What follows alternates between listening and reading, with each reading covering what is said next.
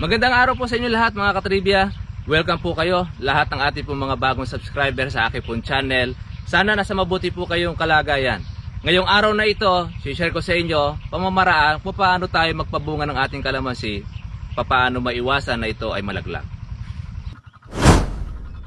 Samahan niyo po ako ngayon mga katribya para po maging marami ang bunga ng kalamansi ninyo at meron tayong panggasto sa ating pamilya at siyempre para masaya si Mrs.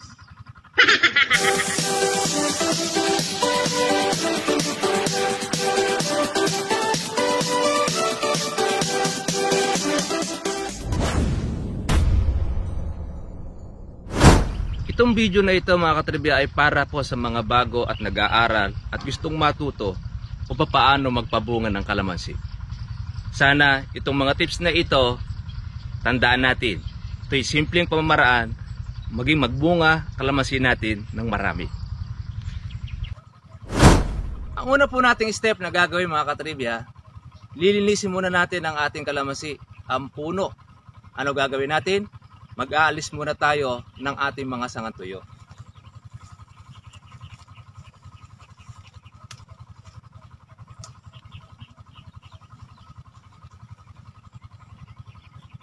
Ito mga katribya ang ating running na ginagawa.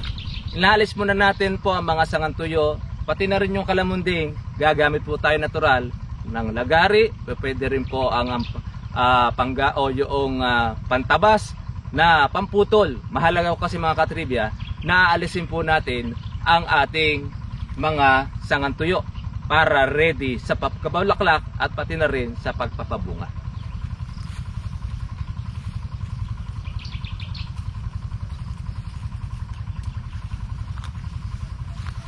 Take note po mga katribya, ang isa pa natin na gagawin, mag-aalis din tayo ng ating mga sangang baging ng kalamansi. Aalisin po natin yon.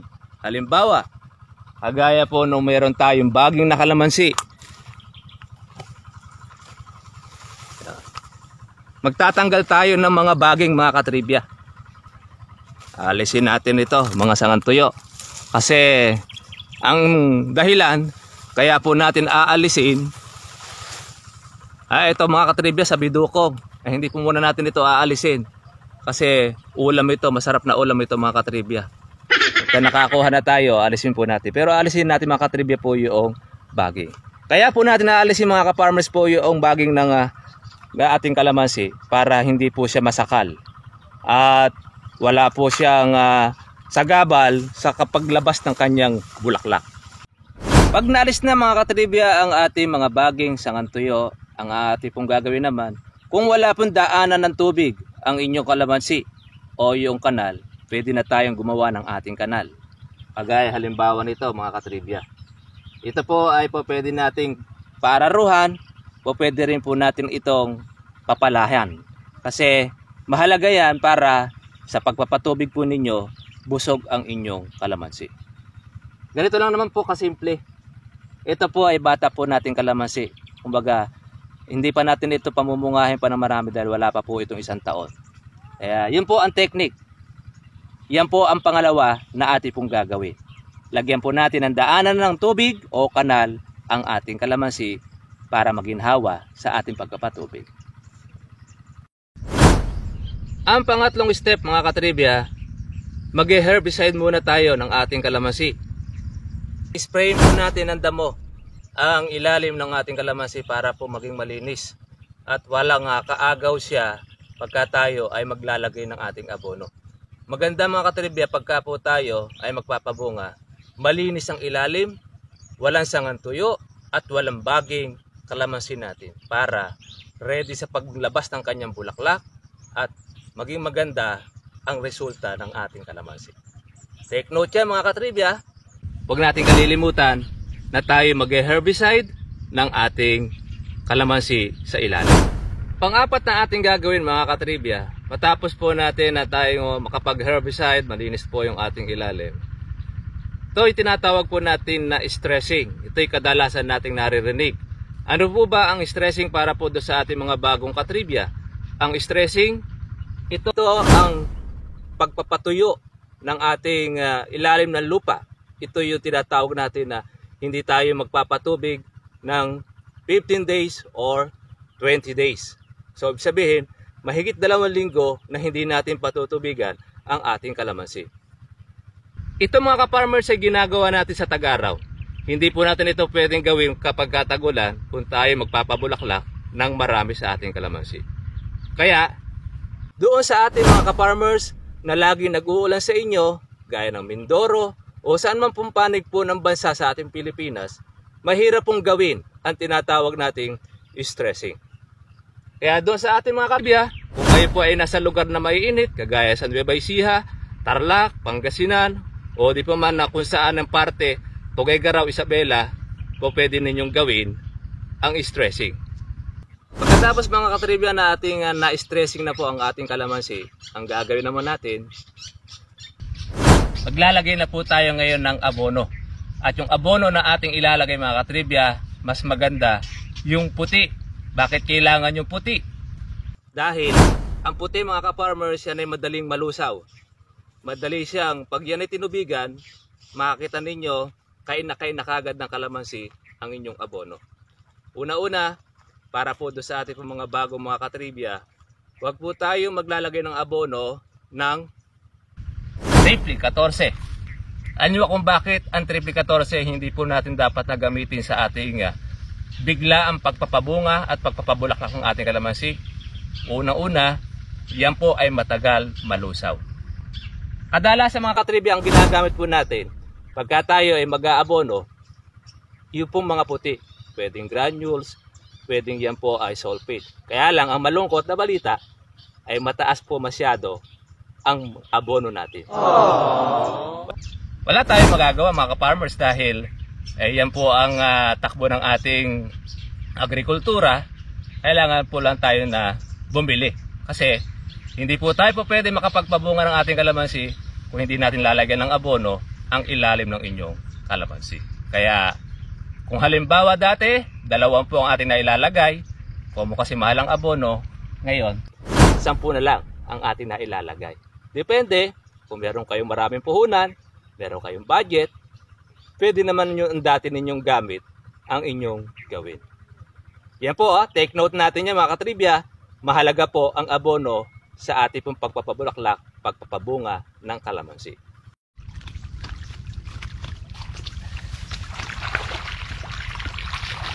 Pagkatapos natin mga katribya na tayo maglagay po ng abono, ang isusunod naman natin mga ka-farmers, tayo po magpapatubig.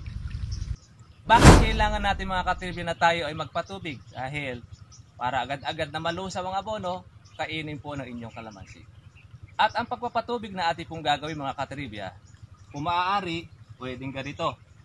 Kailangan busog ang tubig, huwag po yung dilig-dilig lang. Kasi pagka dilig-dilig lang ang kalamansi po ninyo mga katribya ay hindi mabubusog. Kaya kailangan busog po ang ating pong kalamansi para siyempre naglagay ka ng pagkain, kailangan mo natin ng painumin. Bubusugin natin siya para maglabas siya ng maraming bulaklak at maraming bunga. Teknik natin mga katribya sa pagpapabunga ng ating kalamansi, kailangan meron tayong patubig. Kaya kadalasan po natin mga ka-farmers na sinasabi, kung tayo magtatanim ng kalamansi, ang una-una po ninyong hahanapin kung meron ba kayong patubig o meron ba kayong source of water. Dahil kung wala po kayong source of water, hindi po tayo po pwedeng makapagpabunga ng kalamansi at hindi maaaring mabuhay ang kalamansi ninyo ng sahod o lanlang. Pwedeng mabuhay yan, hindi lang magbubunga ng marami. At sa tag-ulan, asahan ninyo, doon lang mamumunga ang kalamansi ninyo. Isa po yan na tips mga katribya para po sa pagpapabunga ng kalamansi, mahalaga ang ating patubig. Po pwede yan ay deep well, pwedeng galing sa ilog, pwedeng irrigation, o anuman na po pwede ninyong pagkunan ng tubig, mahalaga yan sa kalamansi.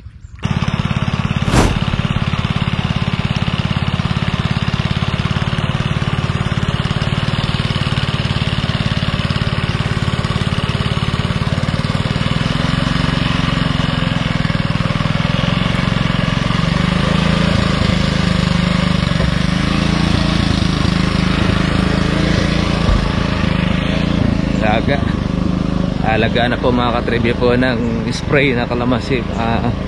kailangan po natin maagapan dahil marami na po ngayong insekto ko. So mga katribya, pagkatapos po tayo na makapagpatubig ng ating kalamansi, bibilang lang po tayo ng halos 1 linggo or 10 days mahigit.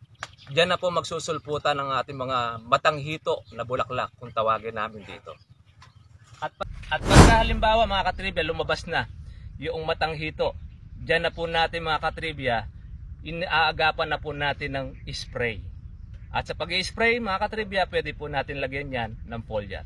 Kung ano man ang foliar na inyong hiyang sa inyong kalamansi, pwede nyo po siyang lagyan. Take note mga katribya, mahalaga kung tayo po ay mag-aalaga ng kalamansi, mas maganda yung ma-spray natin siya twice a week dahil ang ating bulaklak ay medyo maselan. Okay. Shoutout po doon sa ating pong kasama, katatapos lang mag-spray ng kanyang kalamansi. Kasi ngayon mga katribya, panahon po ng alagaan po ngayon, kaya naman sinasamantala na po natin habang hindi po magtuloy-tuloy ang ulan. Kasi pag ganyan po mga katribya umaaraw, ang mga insekto ay mababagsik. Kaya pagka hindi po ninyo aagapan, useless lang din ang inyong pagpapataba ng inyong lupa, ng kalamansi at inyong pagpapatubig. Dahil ang buhay ng inyong pong kalamansi mga katribya, ang pagpapaganda at pagpaparami ng bunga, nandyan yan sa spray. Yahoo! Ayan, tatapos lang po nung mag-ama nag-spray. Ilang pasok mo na yan? Pangalawa. Pangalawang pasok. Yung una, linis pa lang. Oo, yan, yung una. Kaya yung mga katribya, kasama po yan sa paglilinis, pag-i-spray. Para yung mga insekto lumabas na. Kaya, yun naman po ang gamit po natin pagka tayo nag-i-spray, ang power spray. Tsaka yung hose. Ayo, katulong na niya yung kanyang anak. Ilang taon na ba yung pogi? 11 po. Aba, kuha ka na pala grade 6. Ayun. Yeah, bata pa lang, matuto na sa ganito, pag-aalaga ng kalamansi. Dahil kasi, yan ay pamamana ng kanyang tatay. Yung kanyang kalamansian. Sige, maraming salamat, no? Bilog eh. Kukuha niya, magtutukod kayo dyan. Labas pang bulaklak. Ulip lang yan. Ito, bago lang din, ano? Yun ang biyahe mo nung una. Yung kasabayan nung sa akin, no? Mm. Kuha mo kasi siya ay maganda alaga. Ganito mga katribya yung sinatawag po natin na matanghito para po sa amin. Yung ganitong klase ng bulaklak. Pagka ganyan na po yung parang matanghito or gaposporo, yan po ay naagapan na po natin ng spray. Kasi diyan na po ngayon mga katribya sasalakay po ang insekto. Kumbaga sa isang gutom na mga insekto, yan ang una-una niyang titirahin. Kaya pagka halimbawa mga katribya ay hindi po natin ito inagapan, masisira siya. Yan po yung stressing na ating ginagawa. Kaya bawat mga dulo, ganyan, mga kilikili, lumalabas na. Dahil ito, mga katribya, nakapagpabulaklak na ng kanyang kalamansi, nakapag-alaga na. Kaya umpisa na po ng paglabas ng kanyang bulaklak. Ang mangyayari mga katribya, yung bawat mga kilikili, yung mga dahon na kung saan ay magugulang, lalabasan po siya ng mga bulaklak. Kagaya po niyan. Kaya marami pong bulaklak na ilalabas ito. Pero bukod po dyan, meron na rin po siya mga katribya pong nauna na mga bulaklak. Kaya sa pamamagitan po ng pag-i-spray, naaagapan na po yan, naaalagaan. Upang ang mga insekto ay hindi po makasira. Kaya pala tandaan ng mga katribya, pagka po ang mga insekto, pagka tayo nag-spray, marami pong mga timpapalis na mga ibon na kung saan ay kinukuha niya yung mga lumilipad na insekto, gaya na lumilipad-lipad. Katatapos lang kasi ito mga mag-spray ng ating ka-farmers. Ayan, marami na pong mga bulaklak. Ito, wala pong ganong maraming bunga, kaya ready ito sa pamumulaklak ng marami. Maaring ito mga katribya ay mamumuti ng bulaklak dahil wala po siyang ganong sunong. Yan po mga katribya po ang technique po natin sa ating pagpapabunga. Kaya ang sikreto po natin dyan ay nandyan po sa ating pag-spray para po yan mabuo. Pag hindi po natin spray, sira rin ang bunga ng inyong kalamansi. So mga katribya, makakasama po natin ngayon ang isa po doon sa expert o yung senior na sa pag-aalaga ng kalamansi, na mas marami po itong alam dahil matagal na po siya nag-aalaga, kung ilang taon na yung kanyang sinakripisyo, mga diskarte, pamamaraan para dumami ang bunga ng kalamansi. Ayan, kasama po natin si tatay. Ayun, kamusta na po kayo tatay? Ito, galaga ng kalamansi nga sa Lokoya. Ayan, si tatay po ay edad na 68. 68. Oh, 68 na po siya, pero sa kabila po noon, tuloy-tuloy pa rin ang kanyang pag-aalaga ng kalamansi. Nagpapatubig pa. Yan, nakakapag-spray pa rin siya ng damo. Yan, ito po yung kanyang kalamansi na inaalagaan. Ayan, oh, marami pong mga bunga, marami pong buko. Ayan. Kaya pag-aalaga ng kalamansi, tuloy-tuloy lang. Kaya mapapansin ninyo, maraming bunga, maraming bulaklak. Ayan. Meron lumalaki. Meron yung patagtag na. Meron Ah. patagtag pa. Yeah. Gusto rin ng kalamansi, tinatanggalan nito. Yan, yung sangang tuyo. Kasama Oo, po yan mga katribya, pagka- take note, pagpapabulaklak. Para laki yung naghihimas-himas ng kalamansi, tatanggalan nyo ng ganito. Kumbaga ba sa tao, para ba't naalisin mo ng puting buhok? Ayun, yun ang kuha niya. Tsaka Oo. balakubak. Oo, yun. Tsaka magandang tingnan. Gaano ba tatay kadalas po na tayo magtutubig ng kalamansi? Pagka may pagpapabunga na, pabulaklak. Kunya, mga conforme sa klase ng lupa, Kung madaling matuyo. pagka ang lupa ay madaling matuyo, pwede yung weekly. Lingguhan. Pagka naman hindi naman madaling matuyo, Tuwing pwede yung 3 beses sa isang buwan, tuwing 10 araw. Tuwing ika-10 araw. Oo, aabot na yun. Pero pag madaling matuyo, pwede yung weekly. Hindi naman siya matakaw ang kalamansi sa tubig. Hindi naman, basta dinaanan siya ng tubig, okay na. Huwag lang yung masyadong matulin. Kasi masyadong matulin, lagyan nyo ng control. Para medyo lumalim yung konti yung basa, doon sa dadaanan niya. Pero pagka tagilid na ganit matulin, pag dumaan yung tubig, hindi basa yung ilalim. Agad din matutuyo. Bakit kailangan natin tubigan ng kalamansi? Para masustenihan yung pangangailangan niya, una-una para lumaki ang bunga at para humaba ang buhay. Yan na isa sa kailangan ng kalamansi. Kaya re-recommenda namin doon sa mga mag-aalaga ng kalamansi, basta gayak ninyo yung sarili ninyo sa pag-aalaga, gayak ninyo ang bulsa nyo, at saka yung mga pamamaraan, kailangan meron din kayong alam para hindi kayo masyadong magastusan. Pag sila kang alam, dadaanin mo sa panin, may pera ka, kaya mo gumastos. Kung wala naman sa paraan, babaliwala yung pera, sayang. Ano na po yung paraan para madali po yung kalamansi natin hindi po maglipat-lipat? Gaya dito, ginagawang daanan ng tubig. Ayun, ang ginagawa namin, nilalagyan namin ng parang pilapil sa mga pagitan. Pinaararohan namin yung araro, papaganon ang saboy ng araro. Papaumbok sa gitna. Na malayo sa kalamansi. Malayo sa kalamansi. Ngayon, pagka nagpatubig ka, sa gitna ng kalamansi ang daan. Itong lugar na mataas na ganito, hindi mababasa. Kaya pag tagaraw, walang damuto. Ang may damo lang, lahat lang nababasa. Yan. Kaya makakaminos na kayo. Kung magtatabas kayo, mamiminos na yung pagitang hindi nababasa. Kasi hindi na sa tutubuan, hindi na siya natutubigan. Ngayon, kung mag-aabono naman kayo, aabonohan ninyo yung lahat lang pwedeng agusan ng tubig. Para makain ng kalamansi. Para hindi po masaya. Ngayon, kung tagulan, pwede na yung panay. Para sa bukid. Ang ugat kasi ng kalamansi, pag ganitong size, halos abot na yan. Ilang taon na ba ito tatay yung kalamansi niya? Sa mga 3 na yan. Yan, 3 taon. Pero tingnan nyo, hindi po siya tumatayog. Kasi tatay, hindi po nagpo-proning, nagtatanggal ng sanga. Pinoproning ko lang, ito mga sangang tuyo na ito. Yan. Yan, medyo, kumbaga sa tao, may puti na, parang matanda na tanong mo.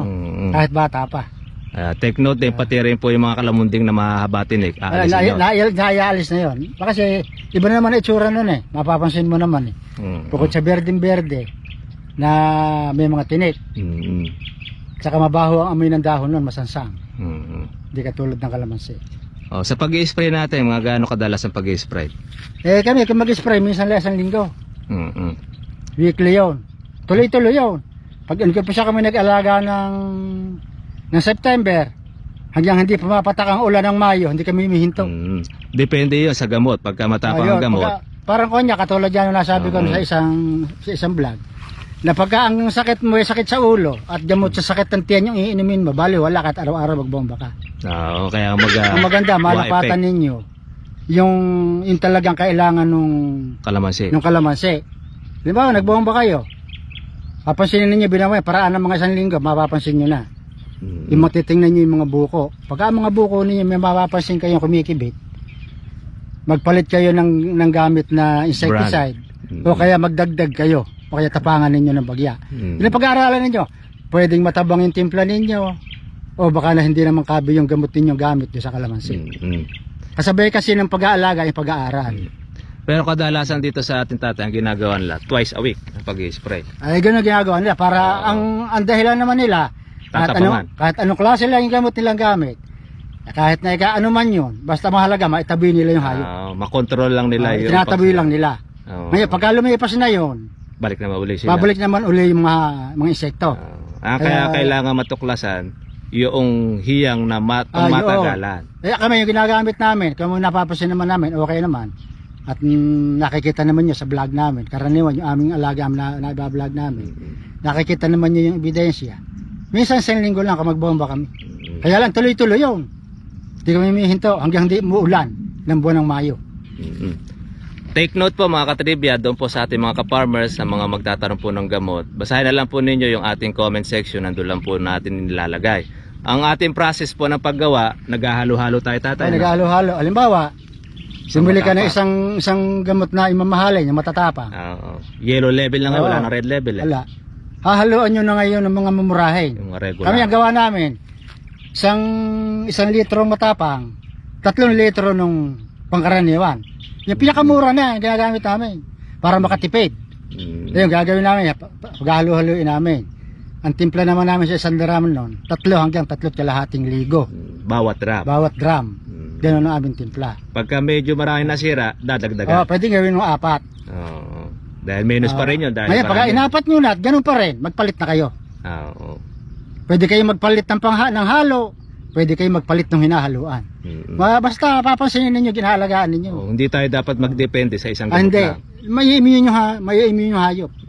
Kailangan palit tayo. Pagka kasi na-immune, ala na, hindi napapansinin. Kumbaga sa kawan, check na ng hayop yung gamot mo. Kumbaga sa basketball, check na yung laro mo. Kaya alam na kung saan ka tatakbo. Bubutatain ka na lang. Kaya alam niya, pag lundag mo, alam niya kung saan magagaling yung shoot mo. Kaya ganyan din tayo. Check it, lalansihin din natin sila. Tutulirehin natin. Kasi ang insekto, mga katribya, hindi naman po natin napapatay. Hindi, lumilihis lang yan. Maalis.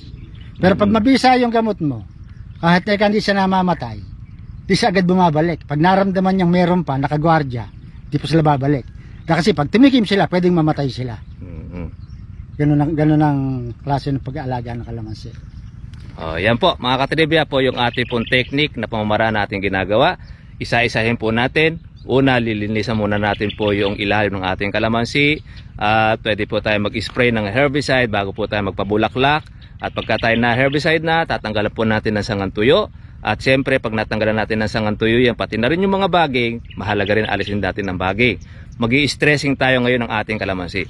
Pag nag-stress na siya at medyo magulang-gulang na po yung dahon ng mga 2 weeks or mga 20 days at okay na at medyo hindi nang po tiklop na tiklop, yung konting-konti lang, tsaka po tayo magsasabog ng abono. Pag nagsabog tayo ng abono, dapat yung puti, yung madaling malusaw. Huwag po yung triple, yung matagal malusaw. Yung kasi sa tubig lang kasi didependin para malusaw pagka madalang ka magpatubig, makikita mo hanggang sa huling tagaraw, natatanong mo yung unti-unti ang kain niya. Unti-unti lang kain niya. Kaya yung mga katribya, lalabasan ngayon siya ng bulaklak, kaya pagka nagulpi, pag nalabas na siya ng matanghito, starting na po yun ang pag-spray. Pag-spray.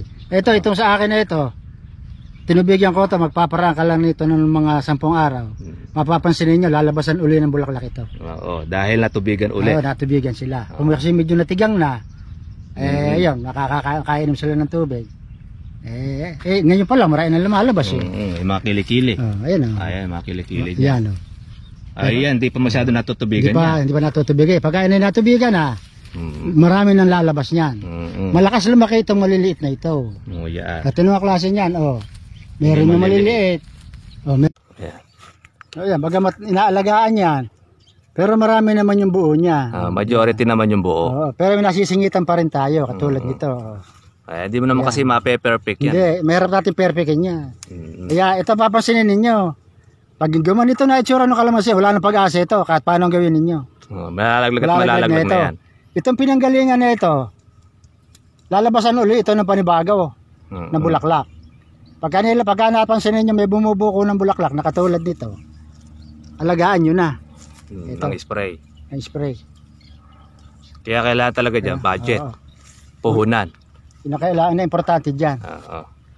Kaya yun po mga katribya, ang sekreto po natin para po magtuloy-tuloy ang bunga ng kalamansi nyo, kaya monthly, magkakaroon po kayo ng monthly income dyan dahil doon sa patuloy po ninyong pag-aalaga. Bawat patubig po natin ginagawa, nilalabasan po yun ng bulaklak. Kung yan nilalabasan ng bulaklak, dapat din naman natin suportahan din ng pag-spray. Ganun po mga farmers, kaya doon po sa ating mga bagong subscriber at sa ating po mga nagre-request po ng pagpapabunga ng kalamansi, ito po yung aming bagong edition ni Tatay. Panoorin po ninyo, marami kayong matututunan. At pagka nagustuhan ninyo yung video na ito mga katribya, huwag niyo kalimutan mag-subscribe, mag-comment, mag-like, mag-share sa ating mga farmers para hindi lang po kami makinabang, lahat po tayo makinabang, lalo na sa mga merong kalamansi. Okay po, ano ba masasabi niyo po Tatay? Basta subaybay lang kayo. Hindi namin ipagdadamot sa inyo yung konting alam namin. Para kung kami nakikinabang, makinabang din kayo. Yan ang goal po namin ni Tatay, makatulong po tayo sa ating po mga kababayan, lalo na po ngayong pandemic. Kaya tayo, tulong-tulong tayo mga farmers, kaya po natin, labanan po natin itong pandemya na ito. So, gaya po ng dati, ako po si Kuya Berhel Bunag, kasama po natin Berhel Bunag Senior. Yan. Huwag po natin kalilimutan, lagi natin tatandaan, bawat karunungan at kaalaman, may katumbas na kayamanan. Thank you for watching. God bless all. Kita-kita lang tayo bukas. Bye-bye.